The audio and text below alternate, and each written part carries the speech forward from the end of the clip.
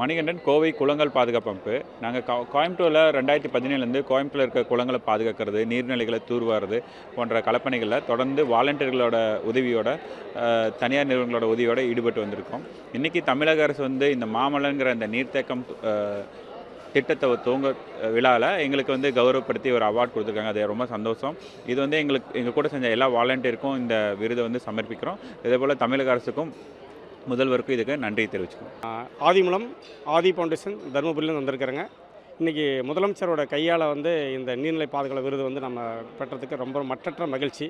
இது இந்த விருது கொடுத்ததுனால இன்னும் நமக்கு தொடர்ந்து இந்த பணிகளை, நீர்நிலை பாதுகாப்பு பணிகளை தொடர்ந்து ஏரிகளை தூர்வாரத்துக்கும், வாய்க்கால்களை சீரமைக்கிறதுக்கும், குறுங்காடுகள் ஊரைக்கிறதுக்கும் எங்களுக்கு மிகப்பெரிய ஊக்கமாக அளிக்குது இந்த விருது.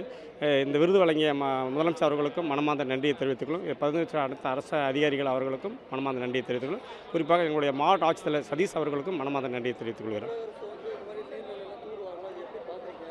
நிச்சயமாக இந்த அரசாங்கம் பொறுப்பேற்றப்பட்டு பல்வேறு நீர்நிலைகள் இப்போ எங்கள் மாவட்டம் குறிப்பாக தருமபுரி மாவட்டத்தை பொறுத்தவரைக்கும் பார்த்திங்கன்னா ஃப்ரீயாக அந்த மாவட்டம் ஃப்ரீயாக அந்த வேலை செய்யக்கூடிய, எந்த ஒரு நெருக்கடி இல்லாமல் வேலை செய்யக்கூடிய பணிகளை நம்ம இன்றைக்கி பார்க்க முடியுது. மாவட்ட ஆட்சித்தலைவருக்கு எந்த ஒரு நெருக்கடி இல்லாமல் எங்களுக்கு முழு என்ஜிஓக்களுக்கு முழு ஒத்துழைப்பு கொடுத்து அவரே நேரடியாக பணிகளை துவக்கி வைக்கப்பட்டு எங்களுக்கு முழு ஒத்துழைப்பு கொடுக்குறாரு. ஆக்கிரமிப்பு பணியில் எடுக்கிறதா இருக்கட்டும், மற்ற எந்த ஒரு என்கரேஜ்மெண்ட் பண்ணி உடனடியாக எங்களுக்கு என்ன தேவையான அளவுக்கு செஞ்சு கொடுக்குறாங்க. அது மாநில அரசு முதலமைச்சருடைய உட்புதலோடு, அவருடைய வழிகாட்டுதலோடு எங்களுடைய மாவட்ட ஆட்சியர் சதீஷ் அவர்கள் தொடர்ந்து இந்த பணி செஞ்சுருக்காங்க. அவர்களுக்கு இந்த நேரத்தில் மனமார்ந்த நன்றியை தெரிவித்துக் கொள்கிறோம். வணக்கம். Senthur Pari Exnora international foundation. இன்றைக்கி தமிழ்நாடை பொறுத்தளவில் தண்ணீரில் மிக ஒரு பின்தங்கிய ஒரு நிலையில் தான் இருக்கும். அது குறித்தான விழிப்புணர்வும் மிகப்பெரிய அளவில் குறைவாக தான், அந்த நாலெட்ஜுங்கிறது ரொம்ப, தண்ணீர் குறித்த கல்வி என்பது இன்றைக்கி மிக குறைவான அளவில் இருக்கிறது. ஆனால் இந்த அரசு வந்த நாளிலிருந்து நீர்நிலைகளுக்கான முக்கியத்துவமும் நீர்வழி பாதைகளுக்கான முக்கியத்துவமும் அதிகமாக கொடுக்குறாங்க. சென்னையை பொறுத்தளவில் மக்கள் தொகை கூடிக்கொண்டே போகிறது. மத்திய அரசின் நிதி ஆயோக்கின்படி சென்னை என்பது ஒரு வாட்டர் டிஸ்ட்ரஸ்டு சிட்டி. எனவே நிறைய நீர்நிலைகள் உருவாக்கப்படுவதும் நீர்நிலைகள் பராமரிக்கப்படுவதும் ரொம்ப முக்கியம்.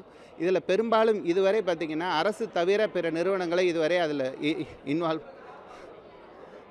இன்வால்வ் பண்ணவே இல்லை. ஆனால் இந்த அரசு என்பது என்ஜிஓ மற்ற அமைப்புகளை எல்லாம் இணைத்து இந்த நீருக்கான முக்கியத்துவத்தை கொடுத்திருப்பது வரவேற்கத்தக்கது. இதுபோல் புதிய நீர்நிலைகள் உருவாக்குவதும் இருக்கிற நீர்நிலைகளை பராமரிப்பதும் மிக முக்கியமான ஒன்று என்பதற்கான சான்றாக இன்றைக்கு முதல்வரே இங்கே துவங்கி இருப்பதும், இது மாதிரி பொது நிறுவனங்களை வாழ்த்தி இருப்பதும் ஒரு சிறப்பான ஒன்று. நன்றி, வணக்கம்.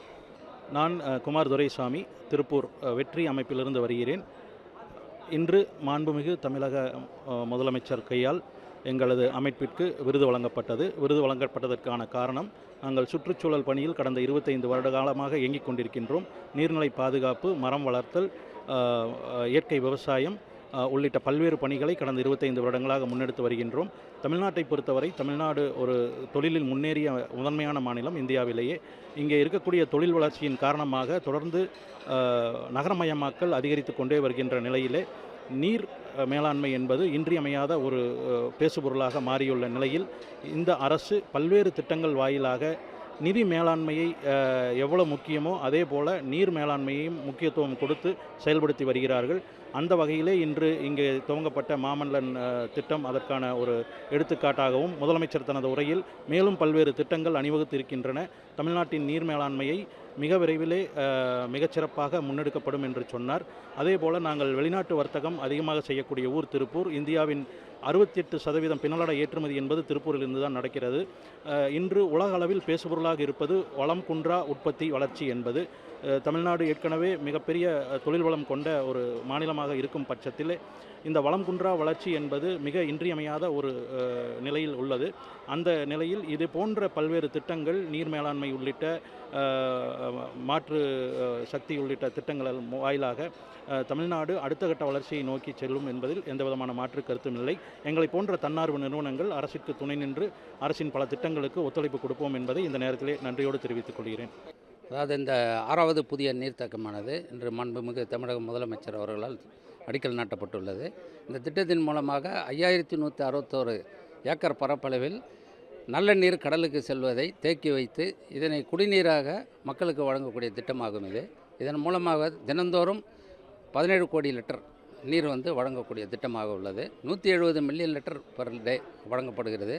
ஆண்டு ஒன்றுக்கு 6205 கோடி லிட்டர் நீர் வந்து மக்களுக்கு வழங்கப்பட உள்ளது. இந்த திட்டத்தை அந்த காணொலிப்படுத்துவது இந்த கடலோரத்தில் அமைகிற முதல் முறை நீர்த்தேக்கம்னு சொன்னாங்க. அதோட உண்மைதான். அதாவது கடலோர பகுதியில் வந்து நீர் வந்து நல்ல நீர் வந்து பல ஏரிகளிலிருந்து கடலுக்கு சென்று வீணாக செல்வதை தடுத்து அதனை நன்னீராக குடிநீராக மாற்றும் திட்டமாகும். இதனால் நிலத்தடி நீர்மட்டமும் சிறப்பாக அமையும். அதுபோல் கடல் நீர் வந்து நிலத்திற்குள் வந்து இந்த நம்ம கிணறுகள் பாதிக்கப்படுவதும் தடுக்கப்படுகிறது. அதனால் மிக சிறப்பான திட்டமாகும். இந்த கடலோர பகுதிகளில் இது பண்ணுறதுனால இதில் என்ன பெரிய ஏதாவது ஒரு சிக்கல் இருக்கா, இல்லை எப்படி ஒர்க் எப்படி போகும் அந்த மாதிரி ஏதாவது?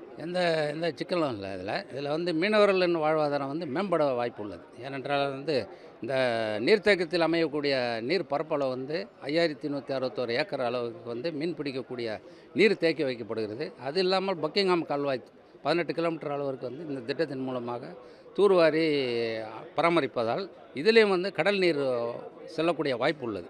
இதன் மூலமாக பக்கிங்ஹாம் கால்வாய் மூலமாக சென்று அது வந்து முகத்துவாரம் நம்முடைய முட்டுக்காடு மற்றும் கோகிலமேடு முகத்துவாரம் மூலமாக கடலில் கலக்கிறது. அந்த கலக்கக்கூடிய இடத்துல வந்து மீன் வளர்ப்பு வந்து அதிகமாக தான் இருக்கும். இதுக்கு தமிழ்நாட்டில் இருக்கிற நீர்த்தேக்கத்தில் இந்த நீர்த்தேக்கத்தில் ஏதாவது ஸ்பெஷல் ஃபீச்சர்ஸ் இல்லை சிறப்பு அந்த மாதிரி ஏதாவது? இந்த நீர்த்தேக்கம் வந்து கடைசியாக தேர்வாய் கண்டிகை வந்து 0.5 TMC கெப்பாசிட்டியில் உருவாக்கப்பட்டது 2020. அதை விட வந்து 4.5 மடங்கு அதிகமான கொள்ளளவு கொண்டது. குடிநீர் முக்கியமானது என்னவென்றால் இந்த கடல் நீர் நிலத்திற்குள் வருவதை தடுப்பதற்கான திட்டம்.